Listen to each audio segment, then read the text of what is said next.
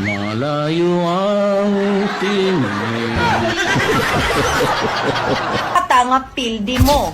Mirisin ninyo mga ngil at bantasan nga wa ninyo nakuha ang inyong gusto. Pika!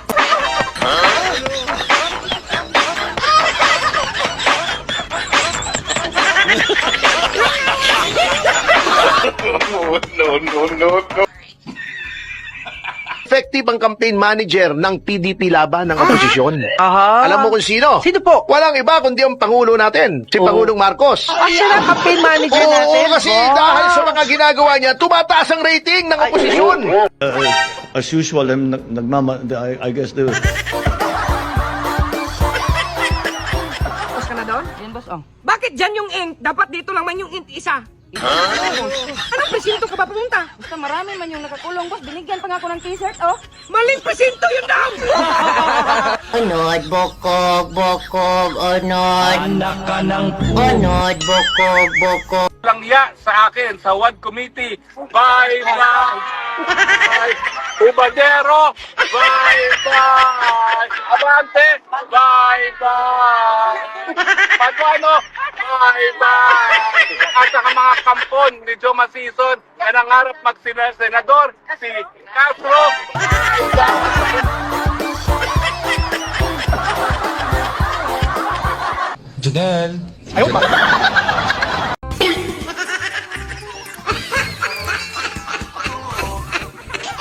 Alright, welcome back to my channel mga guys. How is your life over there? Sa lahat ng mga kababayan natin dyan, magandang araw sa inyong lahat. And today, tungayan po natin itong video ni King Lacson. Hanggang pag-amin na talagang nilampaso ang alyansa dyan sa Mindanao. The data shows talaga. At Duterte talaga ang pasok. Alright, tunghayan natin mga guys. Ito si Ping Lacson. Let's go, Ping. Talagang nilampasok kami sa party ng Mindanao. Starting Region 9, 10, 11, 12, Caraga. Yan, talagang nilampasok talaga kami. Lampaso talaga. At makita mo sa linyada, pag titingnan mo yung top 12, wala ka makita halos na taga-alyansa doon. Isa nasisingin si Manny Pacquiao, isa nasisingin si Rocky, kung mabibilang marami si Camille Villar. Camille Villar, Nasisingin niya doon. Pero talagang pag titingnan mo, very evident. At talagang nasa top 12, lahat ng yung sinasabi lang Duterte.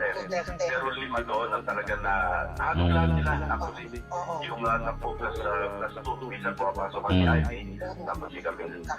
Ganun na naging lakad. So, napakaliwanag na pagdating sa Mindanao, so, ganun ang distribution ng boto. So, masasabi ko, napakalaking factor talaga ng dating Pangulong Rodrigo Duterte.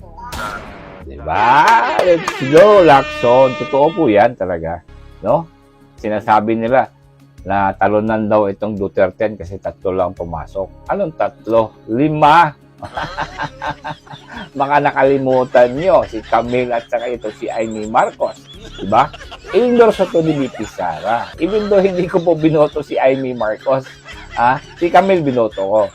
Pero, ayan, kalyado yan ni VP Sara. At ito ko yan siya. Oy, mga bangag. O mga insumada na vlogger. Ilan lang ba pumasok sa iyo? Napahiya pa nga kayo ka dyan sa sa mga dilawan. Yung si Bam Aquino mga guys. At saka itong si Pangilinan, di ba? Ito, tama nga yung political analyst mga guys. Sinasabi talaga nila. Ito yung mga supporters ng mga dilawan. Kasi itong si Vice President Lene dati, naka-score yun ng 15 billion. So yun po ang pundo ng mga dilawan. At umangat po sila dahil hindi po sila masyadong umaatake ngayon sa mga Duterte.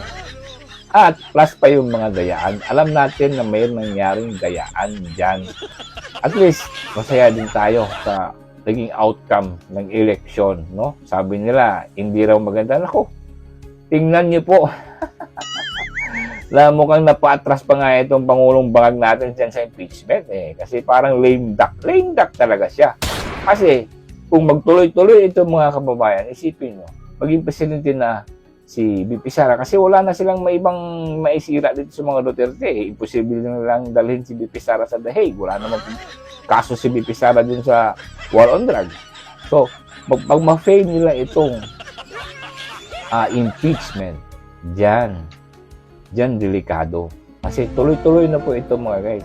Maging presidente, tapos ahabulin itong si Marcos. Simple lang sasabihin ng ni VP Sara, this is not personal. No? Pananagutan nila yung mga lumabag sa batas. And that's Marcos, Torre, itong mga entourage ni Bangard.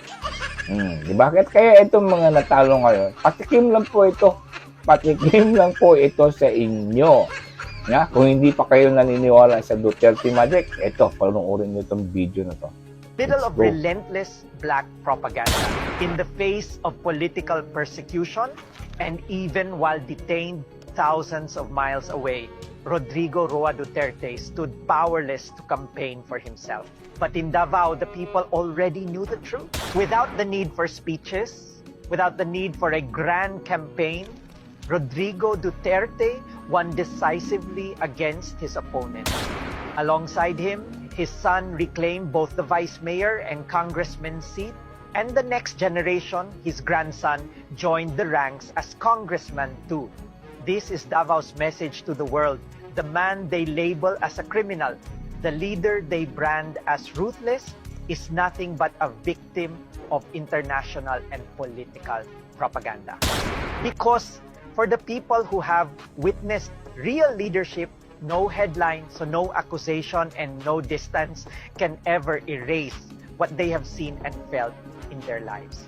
Davao once again showed the nation and the world that when leaders serve with credibility and heart, their people stand by them, always. Unshaken, unbroken, undeniably Davao. Why do 80% of Filipinos know Rodrigo Duterte's name? Here's why. Rodrigo Duterte was the 16th president of the Philippines from 2016 to 2022. First up, the massive Build, Build, Build program. Think Metro Manila Subway and Clark International Airport expansion. Over 75 projects boosting infrastructure. Economic growth, average 6.6% GDP growth, reduced poverty from 23.3% to 16.7% in just 3 years. Thanks to foreign investments and tax reforms like the train law. He also declared martial law in Mindanao, liberated Marawi City, and created the Bangsamoro Autonomous Region. And don't forget social services, Universal Health Care Act, free tuition, and expanded 4PS. Foreign policy, pivoted to China while keeping ties with the US, assertive on the South China Sea.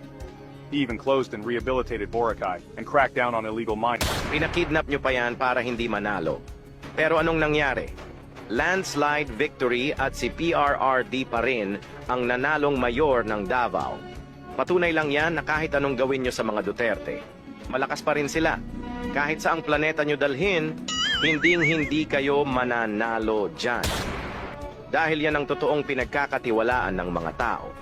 Akala nyo siguro dahil sa ginawa nyo hihina ang mga Duterte, tama? Dyan kayo nagkakamali. Kahit wala siya dito sa bansa, nasa puso at isip naman siya ng mga tao. At yan ang hindi nyo maiaalis. Dahil ang isang Duterte ay nakatira sa bawat taong naniniwala sa kanya. Alam naming lahat na ang halalan ngayon ay para sa Presidential 2028. Napagtanto nyo na ba? Nakakakuryente talaga ang mga Duterte. Ganon din yan kay VP.